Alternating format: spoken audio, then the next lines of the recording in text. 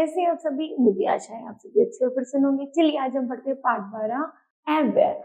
करते हैं इसकी शुरुआत। लिंग वचन कारक पुरुष काल वाच्य आदि के कारण जिन शब्दों का रूप नहीं बदलता उन्हें अव्यय कहते हैं।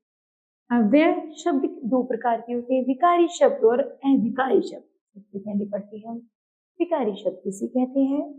हिंदी भाषा में जिन शब्दों का प्रयोग करते समय परिवर्तन आ जाता है उन्हें विकारी शब्द कहते हैं। विकारी शब्द चार प्रकार के होते हैं। नंबर 1 संज्ञा शब्द, सर्वनाम शब्द, विशेषण शब्द और क्रिया शब्द।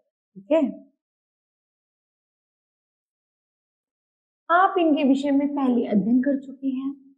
जैसे नंबर 2 है अविकारी शब्द, जिन शब्दों के रूप में वाक्य में लिंग वचन पुरुष आदि के कारण कोई परिवर्तन नहीं होता उन्हें अविकारी शब्द कहते हैं। हिंदी में अविकारी शब्द चार प्रकार के होते हैं, क्रिया विशेषण, संबंध बोधक, समुच्चय बोधक और विस्मय आदि बोधक। ठीक है, पहला है क्रिया विशेषण किसे कहते हैं। ऐसे अविकारी शब्द जो क्रिया की विशेषता बताने के लिए प्रयुक्त होते हैं उन्हें क्रिया विशेषण कहते हैं। जैसे ध्यान पूर्वक, सावधानी पूर्वक, कम, थोड़ा, ज्यादा, ऊपर, नीचे, दाएं बाएं, कल आदि। ठीक है, क्रिया विशेषण की भेद। क्रिया विशेषण के चार भेद होते हैं। नंबर 1 कालवाचक, परिमाणवाचक, स्थानवाचक और रीतिवाचक। ठीक है, पहले पढ़ते हैं हम कालवाचक क्रिया विशेषण किसे कहते हैं। जो क्रिया विशेषण पद क्रिया के होने या करने के समय का बोध कराते हैं उन्हें कालवाचक क्रिया विशेषण कहते हैं। जैसे अभी, कभी, जब, तब, प्रातः, साय, प्रतिदिन, प्रतिमास, प्रतिवर्ष, आज, कल, परसों, सदा, पश्चाताप, प्राय, हर रोज, नित्य, अक्सर, तुरंत आदि। उदाहरण है हम कानपुर परसों जाएंगे। मेरे पिताजी प्रतिदिन मंदिर जाते हैं। पानी कल से बरस रहा है, बिजली बार बार जा रही है। ठीक है, दूसरा है स्थानवाचक क्रिया विशेषण। तो क्रिया विशेषण पद क्रिया के घटित होने के स्थान का बोध कराते हैं उन्हें स्थानवाचक क्रिया विशेषण कहते हैं। जैसे यहाँ, वहां, जहां, तहां, अंदर, बाहर, ऊपर, नीचे, इधर, उधर, आसपास, दूर, निकट, चारों तरफ, चारों ओर, भीतर, सामने, जिधर, सर्वत्र आदि। ठीक है, उदाहरण है बंदर ऊपर बैठा है। तो यहाँ पर भाव प्रस्तुत हो रहा है, यहाँ पर स्थान प्रस्तुत हो रहा है कि वह ऊपर बैठा है। कहाँ बैठा है? ऊपर। मुकुल यहाँ रहता है। कहाँ रहता है? यहाँ। आज सर्वत्र हरियाली है। कहाँ हरियाली है? सर्वत्र मीन्स सभी जगह। बिजली ना होने से चारों ओर अंधेरा। कहाँ अंधेरा है? चारों ओर। ठीक है, तीसरा है परिमाणवाचक क्रिया विशेषण, जिस क्रिया विशेषण पद से क्रिया के परिमाण मात्रा का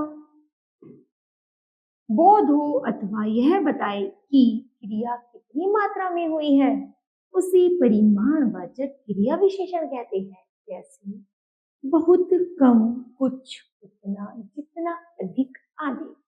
उदाहरण वह कम बोलती है, उतना खाओ जितना पच जाए। इस लोटी में दूध अधिक है, वह बहुत सोता है। ठीक है, नेक्स्ट है रीतिवाचक क्रिया विशेषण, जिस क्रिया विशेषण पद से क्रिया के करने या होने के ढंग, रीति का बोध हो उसे रीतिवाचक क्रिया विशेषण कहते हैं। जैसे धीरे, जल्दी, तेज, जैसे, तैसे आदि। कछुआ धीरे धीरे चलता रहा। दूसरा, खरगोश तेजी से आगे निकल गया। दिन जल्दी ढल गया और वर्षा एकाएक होने लगी। तो यहाँ पर हुआ रीतिवाचक क्रिया विशेषण। आगे है क्रिया विशेषण और विशेषण में अंतर। जिवे विकारी शब्द जो संज्ञा या सर्वनाम की विशेषता बताते हैं उन्हें विशेषण, तथा जो अविकारी शब्द क्रिया की विशेषता बताते हैं उन्हीं क्रिया विशेषण कहते हैं। आइए उदाहरण द्वारा समझें। शब्द है तेज, विशेषण के रूप में ब्लड तेज है। क्रिया विशेषण के रूप में ब्लड तेज चलता है। कम, कम में विशेषण है मेरे पास कम फल है। क्रिया विशेषण रोगी कम खाता है। फिर है ज्यादा, ज्यादा में विशेषण है उसने ज्यादा फल खरीदे। और क्रिया विशेषण है ज्यादा बोलना ठीक नहीं होता है। ठीक है, आगे है समुच्चय बोधक। ऐसे अधिकारी शब्द जो संज्ञा या सर्वनाम शब्दों के साथ आकर उनका संबंध वाक्य के अन्य शब्दों से बताते हैं, उन्हें संबंध बोधक अव्यय कहा जाता है। जैसे भर, पर्यंत, की, अपेक्षा, तुलना में, खिलाफ, बिना, के कारण आदि। ठीक है, आगे है समुच्चय बोधक अव्यय के भेद। समुच्चय बोधक अव्यय के दो भेद होते हैं, समानाधिकरण और व्याधिकरण। पहला है समानाधिकरण समुच्चय बोधक, जो अव्यय पद प्रधान वाक्यों अथवा एक ही स्थिति के दो शब्दों को जोड़ते हैं, वे समानाधिकरण समुच्चय बोधक कहलाते हैं। ठीक है, जैसे राम और लक्ष्मण भाई थे। दूसरा है विभीषण ने रावण को बहुत समझाया परंतु वह तो अहंकार में चूर था। तो उपयुक्त उदाहरण में रंगीन शब्द है जैसे और परंतु समान स्थिति वाक्यांशों या उपवाक्यों को आपस में जोड़ रहे हैं। ये शब्द जब दो वाक्यों को एक साथ जोड़ते हैं और एक दूसरा वाक्य एक दूसरे पर निर्भर होता है, उसे ही हम समानाधिकरण समुच्चय बोधक कहते हैं। दूसरा है व्यधिकरण समुच्चय बोधक, जो अव्यय पद एक प्रधान उपवाक्य को एक या एक से अधिक आश्रित उपवाक्यों से जोड़ते हैं, वे व्यधिकरण समुच्चय बोधक कहलाते हैं। जैसे यदि उसने कठिन परिश्रम किया होता तो आज उत्तीर्ण होता, है ना। उपयुक्त उदाहरण में रंगीन शब्द हैं जैसे यदि और तो।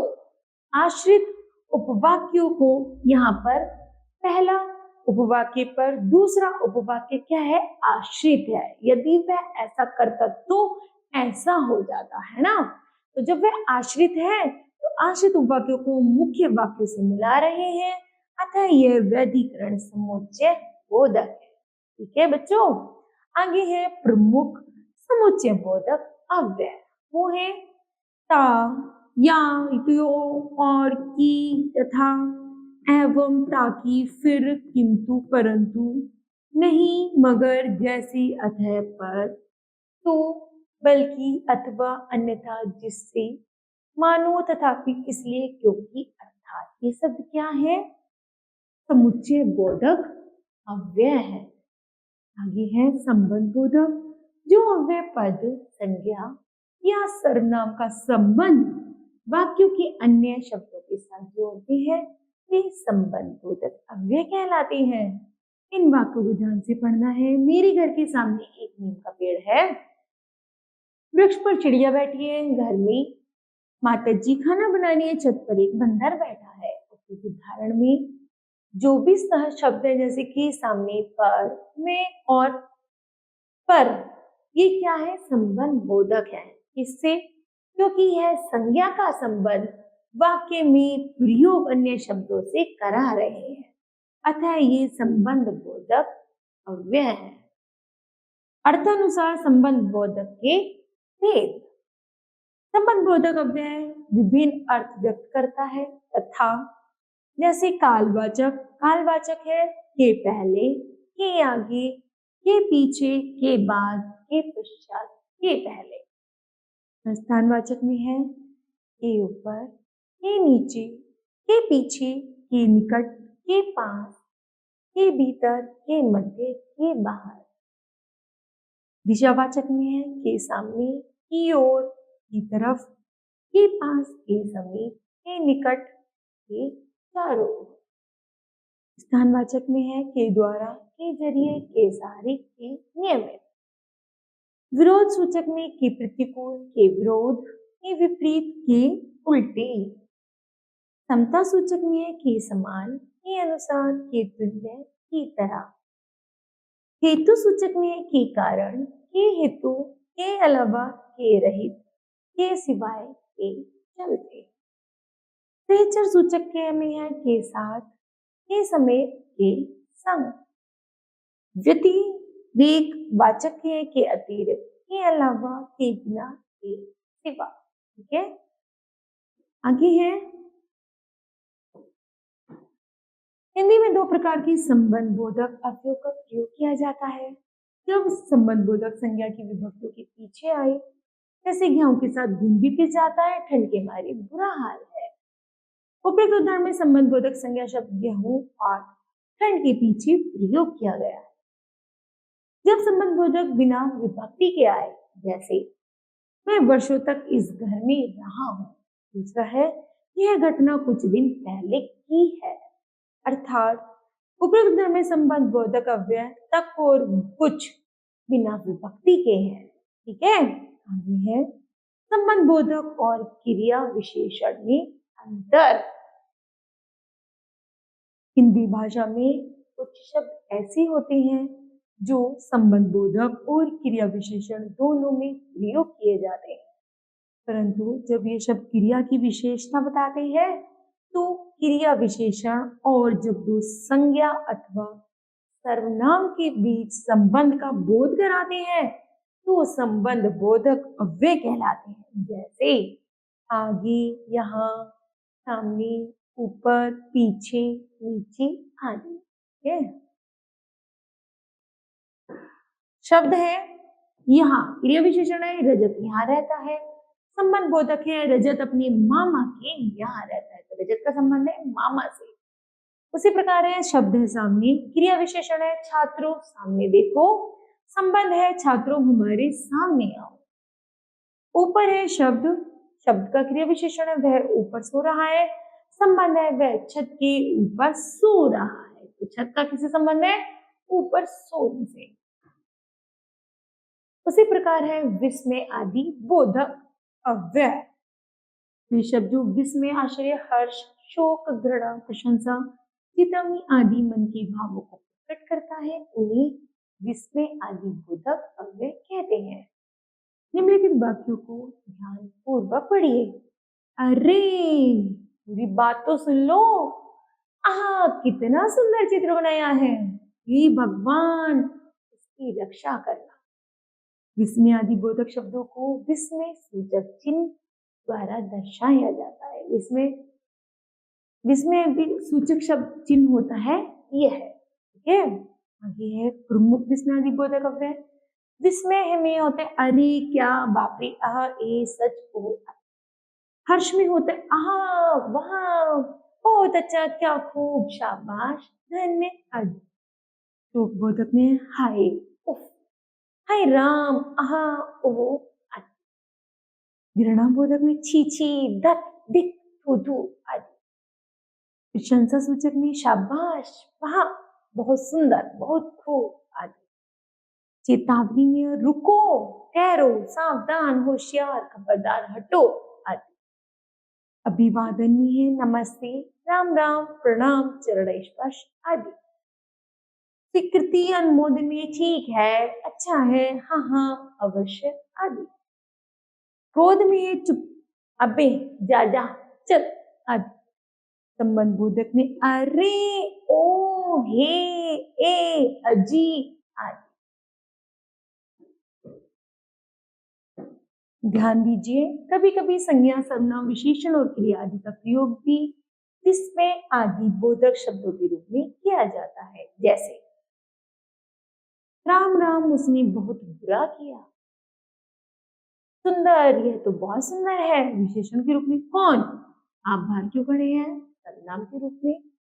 चुप, बकबक मत करो, क्रिया के रूप में। ठीक है, निपात, अब जानते हैं निपात किसे कहते हैं, जो अविकारी शब्द वाक्यों में संज्ञा, सर्वनाम, विशेषण या क्रिया विशेषण के साथ लगाए जाते हैं, जो शब्द वाक्य में जुड़कर एक विशेष अर्थ का बोध कराते हैं, उन्हें निपात कहते हैं, जैसे कि, भी, सा, भर, तो, केवल, मात्र, तब।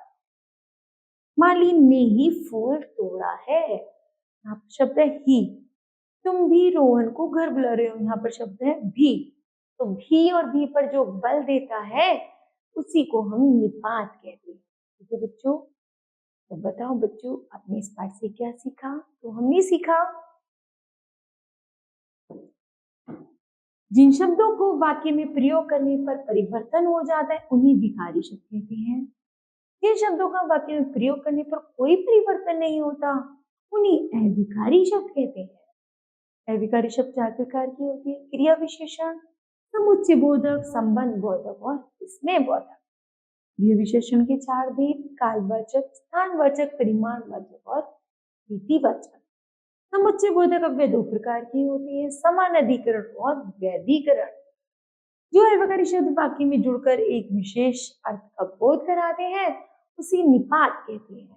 तो बच्चों, मुझे आशा है यह पाठ आपको समझ आया होगा। धन्यवाद।